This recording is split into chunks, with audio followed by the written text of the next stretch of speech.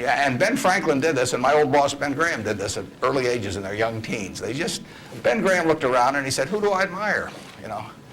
And he wanted to be admired himself, and he said, why do I admire these other people? And he said, if I admire them for these reasons, maybe other people will admire me if I behave in a similar manner. And he decided what kind of a person he wanted to be. And if you follow that, at the end, you'll be the person you want to buy 10% of. I mean, that's the goal in the end.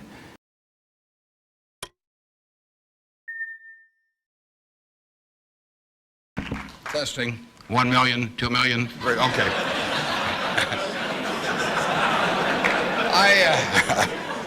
I came in from Nebraska today, and you're probably all familiar with us mainly by our football team. We have those fellows with the big white helmets with those red N's on them. I asked one of our starters the other day, what's the N stand for? And he said, knowledge. We make it tough on them, though. I mean, you don't coast through Nebraska just because you're a football player. They major in agricultural economics, and there's a two-question final for all of the players. And first question is, what did old MacDonald have? And they were giving that to one of our potential Heisman Trophy winners the other day, and he started to sweat. Finally, he brightened up. He said, farm. Professor, delighted, of course. You don't want to flunk a Heisman candidate. So he said, you're halfway home. He said, just one more question. He said, how do you spell farm? Now the guy really starts to sweat. He looks at the ceiling and he looks around. Finally, his face brightens up. He says, E-I-E-I-O. So watch for that guy this year. He'll be dynamite. I really want to talk about what's on your mind, so we're going to do a Q&A in a minute. There are a couple questions I always get asked.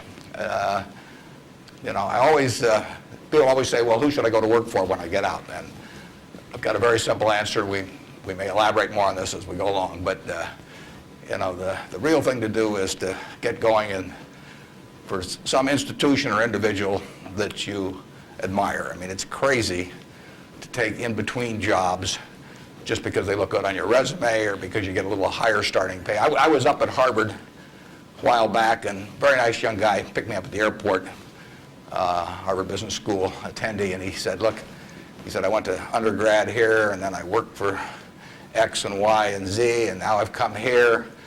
And he said, I thought it would really round up my resume perfectly if I went to work now for a big management consulting firm. And I said, well, is that what you want to do? And he said, no, but he said, that's the perfect resume. And I said, well, when are you going to start doing what you like? And he said, well, I'll get to that someday. And I said, well, your plan sounds to me a lot like saving up sex for your old age. It just doesn't make a lot of sense. I told that same group, I said, go to work for whomever you admire the most. And I said, you can't get a bad result. You'll jump out of bed in the morning and you'll be having fun. And the dean called me up a couple of weeks later. He said, what'd you tell those kids? He said, they're all becoming self-employed. So you've got to temper that advice a little bit. Play one game a little bit with me for just a minute, and then we'll get to your questions. I'd like for the moment to have you have you pretend I've made you a great offer, and I've told you that you could pick any one of your classmates, and you now know each other probably pretty well after being here for a while. You have 24 hours to think it over, and you can pick any one of your classmates, and you get 10% of their earnings for the rest of their lives.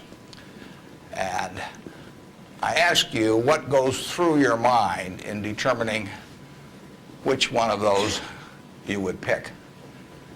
You can't pick the one with the richest father. That doesn't count. I mean, you've got to do this on merit. But you probably wouldn't pick the person that gets the highest grades in the class. I mean, there's nothing wrong with getting the highest grades in the class, but that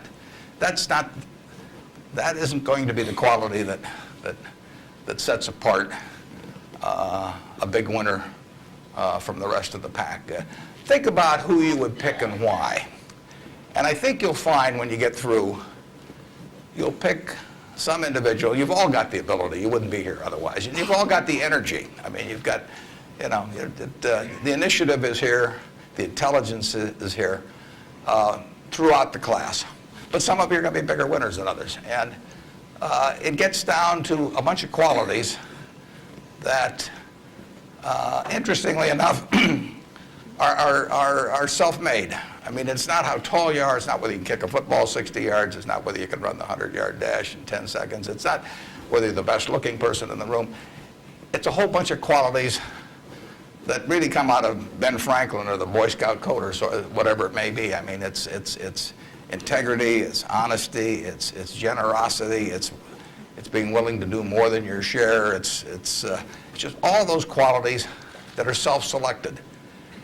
And then if you look on the other side of the ledger, because there's always a catch to these, you know, free gifts and genie jokes. So you also have to, and this is the fun part, you also have to sell short one of your classmates and pay 10% of what they do. So who do you think is going to do the worst in the class? This is way more fun. And think about it again. And again, it isn't the person with the lowest grades or anything of the sort. It's the person who just doesn't shape up in the character department. I mean, we look for three things when we hire people. We look for intelligence, we look for initiative or energy, and we look for integrity.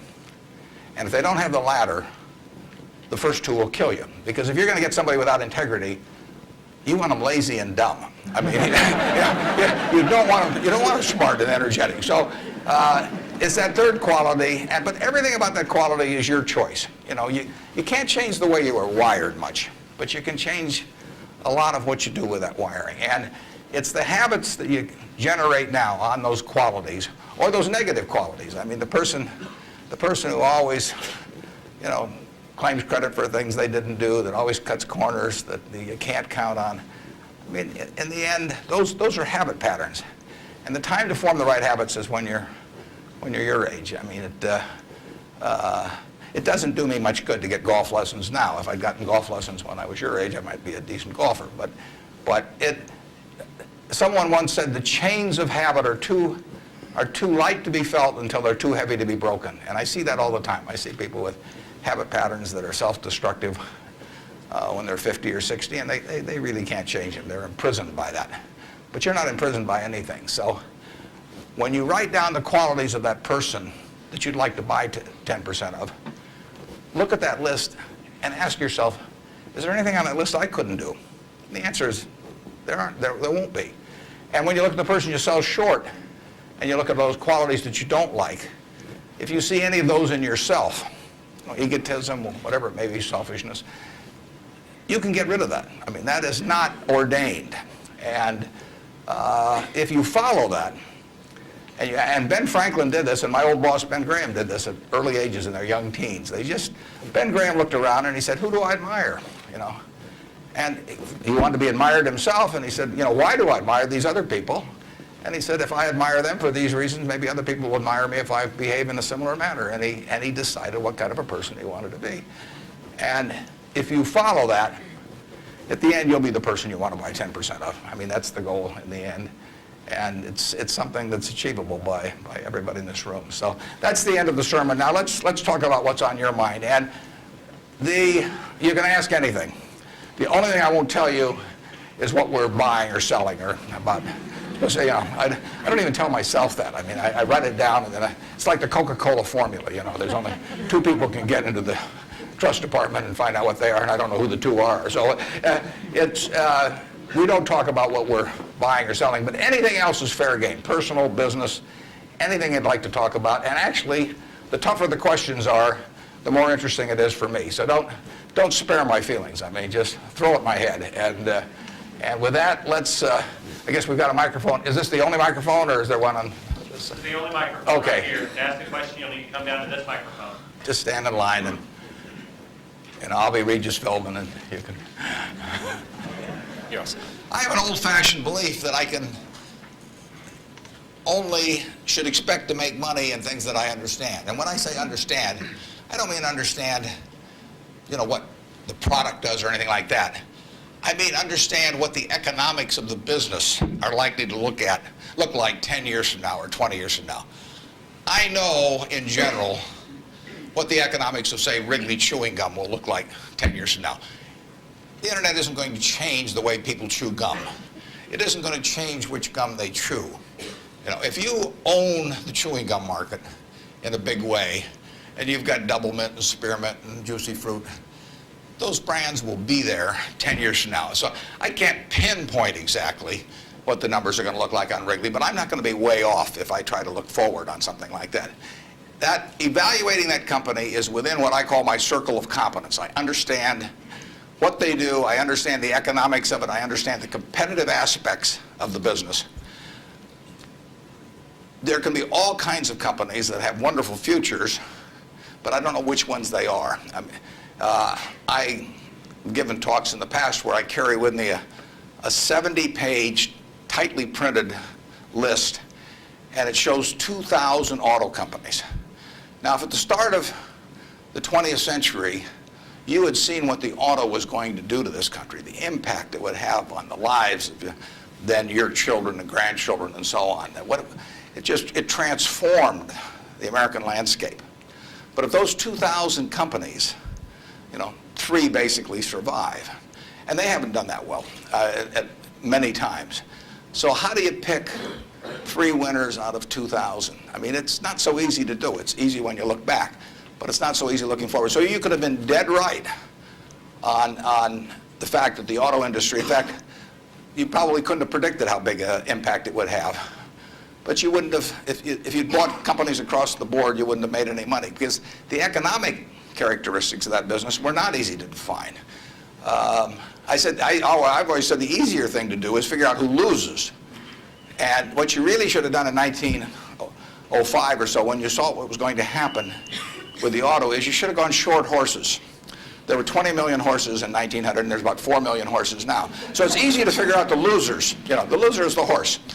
But the winner was the auto overall, but 2,000 companies just about failed. A few merged out and so on. There were 3 companies, auto companies, in the Dow Industrials in the 1920s and 30s. Studebaker, Nash Kelvinator, and Hudson Motor. Now those names are all familiar to me, and maybe some of them are familiar to you, but they're not making any cars. You know, they didn't make money, and yet at one time they were in the Dow 30. They were the aristocrats of American business, and they got creamed. So figuring out the economic characteristics of the winners in a wonderful business is not easy. In North Carolina, you know, Orville and Wilbur took off, or I guess Orville took off and Wilbur watched. I'd have been Wilbur. But if you could have seen the future of the airline business from that point forward and how that would transform things, you know, it would have blown you away. And it's excited people, incidentally, ever since. But if there had been a capitalist at Kitty Hawk, he should have shot Orville down. I mean, because it's done nothing but cost investors money. There were over 400 airplane companies in the 1920s and 30s alone. There was in Omaha. There was in Nebraska. We were the Silicon Valley, apparently, of aircraft. And they all disappeared. It's been a terrible business. At the end of 1991, if you'd added up the aggregate earnings from all airline companies with billions poured in, since Wilbur and Orville were down there, they came to less than 0. The number of passengers went up every year. You know, the importance of the industry was dramatically increased decade by decade, and nobody made any money. So figuring out the economic consequences. TV, I think there's, I don't know, 20, 25 million sets a year sold in the United States. I don't think there's one of them made in the United States anymore. I mean, you'd say TV set manufacturer, what a wonderful business. I mean, everybody, you know, nobody had a TV in 1950, or thereabouts, 45 to 50. Everybody has multiple sets now. Nobody in the United States has made any real money making the sets. They're all out of business. You know, the Magnavoxes, the RCAs, all of those companies. Radio was the equivalent of the 20. Over 500 companies making radios in the 1920s. Again, I don't think there's a U.S. radio manufacturer at the present time.